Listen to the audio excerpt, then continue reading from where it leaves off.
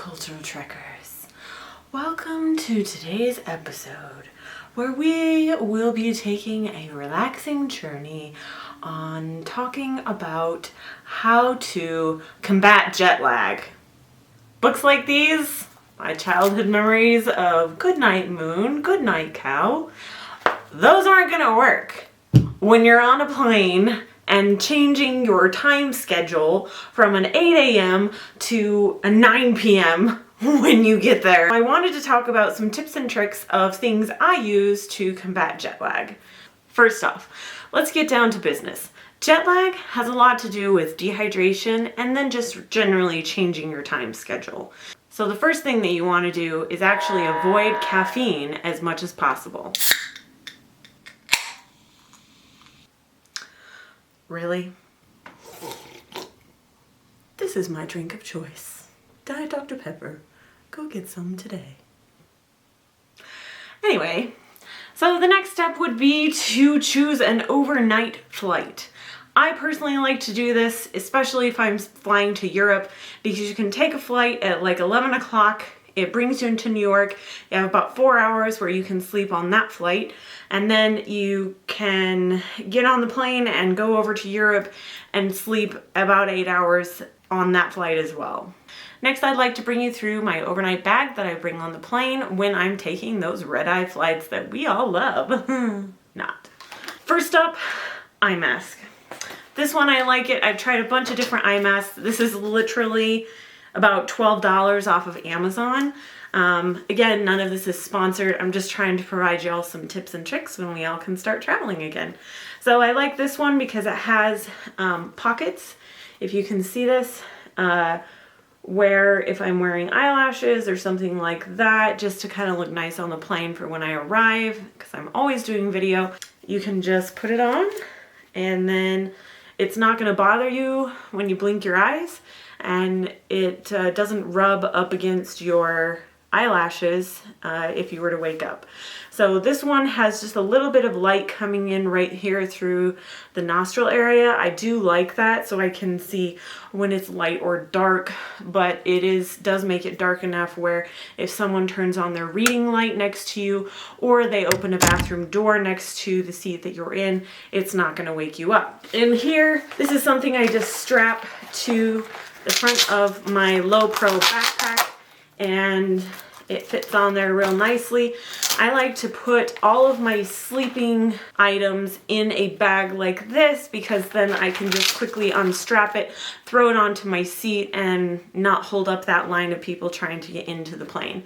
I typically like to sit at the window so I can get some video of the destination when I come into town. I try not to get up as much as possible to use the restroom. Next up, I have antibacterial wipes. I'm sure we've all heard plenty about this, about wiping down your tray and anything that people would generally touch, including the air controller on top of the ceiling.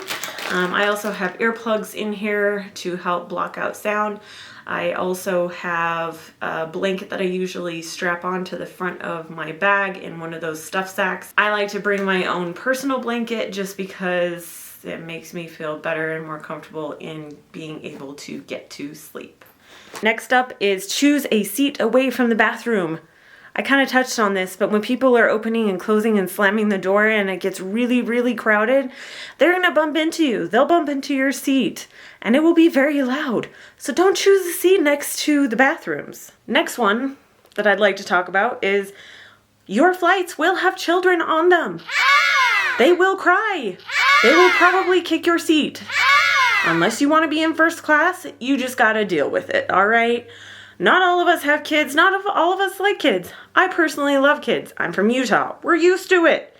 You gotta be too if you want to save yourself money. Something that I do is actually bring a little treat for the child. If they're screaming bloody murder, it kind of resets them if you turn around and you give them a sucker or a Pop-Tart or whatever you have carrying with you. Some moms suggested actually doing something a little bit less sugary like nuts or dried fruit. That could also work. All right, the last few things that I wanted to talk about was actually an app that you can load on your phone. It's called Lag Rooster. What this is that you take this app and 2 days before your trip, you want to set your alarms how it's going to be in the destination that you're going to. Another thing is that you want to sleep when you're tired. This is what a lot of the stewardesses and airline staff do when they are flying to and fro and obviously suffer from jet lag quite a bit. Hazard of the profession, I guess. I don't know, if I get free flights, I would take it. Anywho, next up, you don't want to overeat or overdrink. When you are going and flying from one place to another where you have a significant time change, and then you also are going to be stressed out, or your body is going to release a hormone called cortisol. This helps you react to stressful situations. It's called the fight or flight hormone. The bottom line is that you don't want to overdrink alcohol. It's going to dehydrate you even further, making your jet lag worse. Also, eating foods that are not healthy for you. You need the vitamins, you need the minerals from fruits and vegetables and nutritious protein sources. If you eat sugar and snacks and things like that all the time on your vacation or on your way over to your destination, it's going to further the effect of the jet lag. Make sure that you hydrate. Hydrate. This is my gigantic water bottle that I got off of Amazon. I dropped it because it was so heavy when you get all the water in it. But this is a good way for me to kind of make sure that I'm getting this much water in every day, bare minimum. Sometimes you don't know how thirsty you are until you start drinking the water and then you want to drink the whole jug.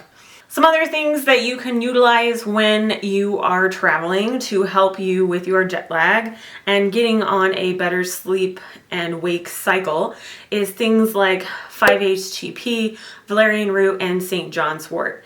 These are over-the-counter supplementations that you can utilize as long as you're not on any blood thinners or have any cardiovascular issues.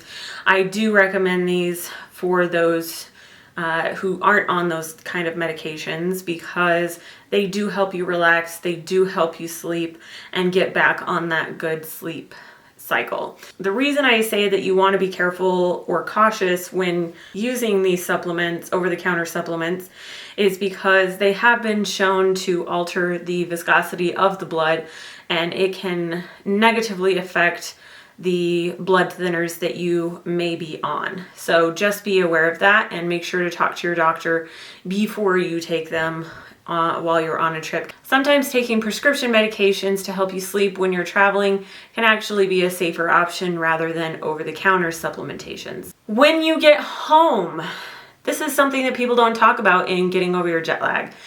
It's usually they talk about how to get over it so that you can enjoy your vacation. But when you get home, I would suggest that you don't go right to sleep. If you're getting home earlier in the day, you can take like a 30-minute nap, but you don't want to sleep any longer than that because it is going to mess up that sleep-wake cycle that you're trying to get back on into your normal routine. So I would suggest that maybe if you get home, like I said early, you can take that 30-minute nap or try to find something relaxing to do that doesn't require a lot of mental stimulation or physical exercise. If exercising is your thing in trying to relax, then go for it.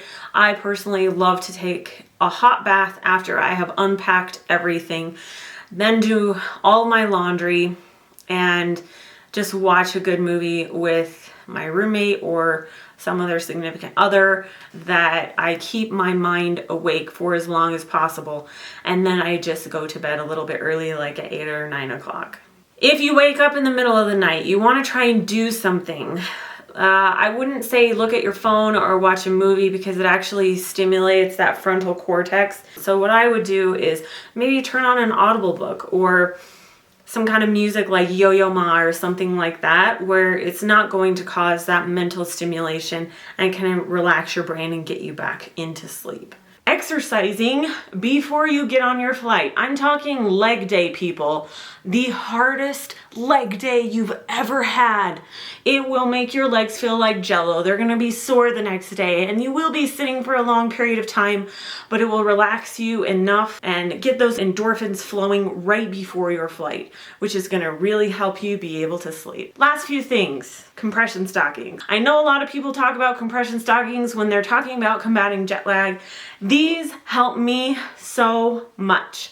I got these from a vascular surgeon when I worked in the operating room as a surgical technician to kind of help prevent varicose veins as well as swelling in my feet. The thing about these that it is special is you don't want to get these just from a random grocery store. You want to get them fitted to your leg so that they actually work. As you age, they also help prevent blood clots if you are prone to that or have some kind of family history. Well, that concludes this video on how to combat jet lag. If you have any suggestions or anything I missed, please leave your comments and suggestions in the description box below.